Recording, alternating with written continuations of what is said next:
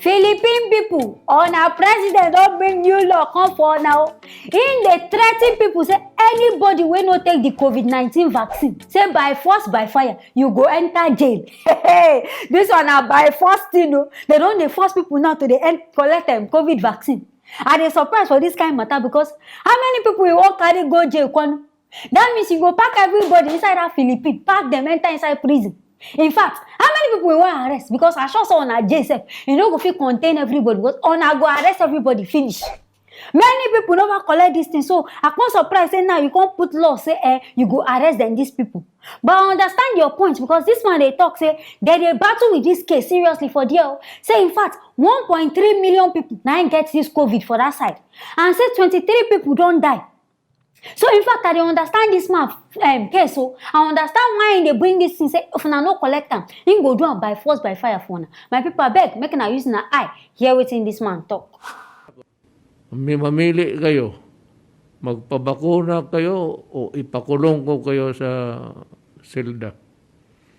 Sabi ko sa inyo, yung silda dyan sa mga pulis, walang linis yan. Tamad yung pulis maglinis. Nandoon ng lahat na ng baho nandoon. Doon kayo.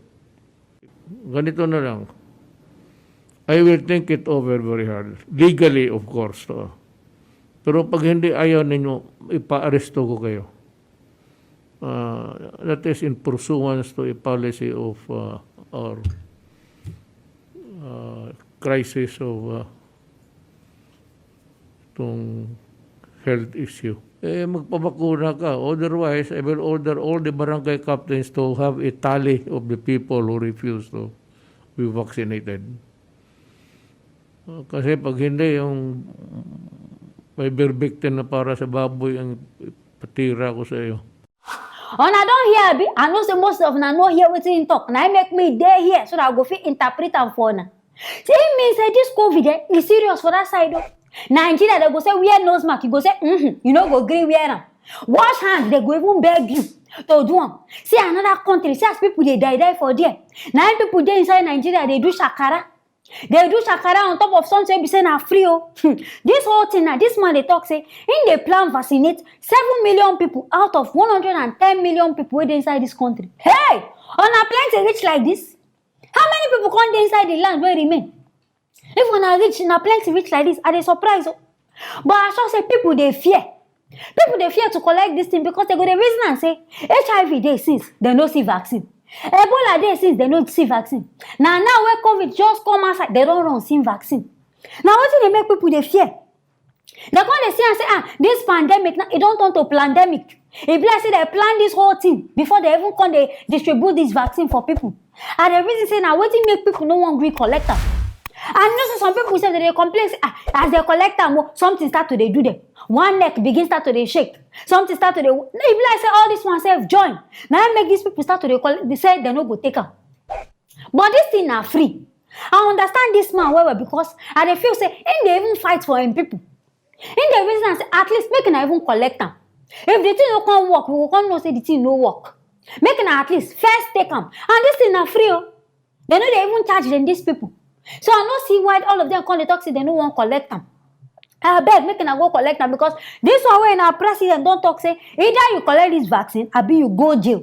I not sure say jail now go be the option, and I sure say you self you no go want enter inside prison. So it best people wey know all these Philippine people make I tell them now say their government don't talk new one, their president don't talk now say make everybody go collect this thing. Say you know say crisis dey inside the land. Say this COVID don't dey on the rise, but at least make una adhere to government, make una listen to them. Make una no dey form deaf ear on top of their matter because it can't be like say now they talk. As they talk now, so the thing just they fly, nobody they hear. As first now waiting they first this president. Now make this president come as I can't talk this one. And say for now, make school self still dey on close. Make everything still dey on lockdown because the cases they increase. Every day now this thing they increase. This man they do on a favor, they do on a favor because they try save on a life. They try save people life. Now make and they do all this kind of thing because he no want make the death case increase again. Now make and decide say he won't do this kind of one. But I beg this one way you do on by force by fire. I no sure say not the way. At least tell them say okay, now this reason I make now receive this thing. Make you tell them the health benefit of this whole thing. Then maybe they go understand you. This one wey contact saying if they no collect and go put them inside prison. I'm not sure say this one go even encourage them. Because this one say go even join. He go join all of them go say by force they no go even hear. They no go do. And I know as na president be everything for na by force. If na no do now, prison, jail. And I know that one. So I beg, make na do this kind of thing. And maybe people say they fear say the queue. Now no saw this kind of thing now. Queue go full that place before they go fit go collect this thing. All this reason now they go the reason. Now maybe they go say they no want go. So maybe this president now him go bring out people. Where go they go people house one by one as they do population census. Maybe they go there, go they give them this thing. Maybe this one self go help. Make people collect this kind of thing. I made they tell them the reason why they give them this kind of thing.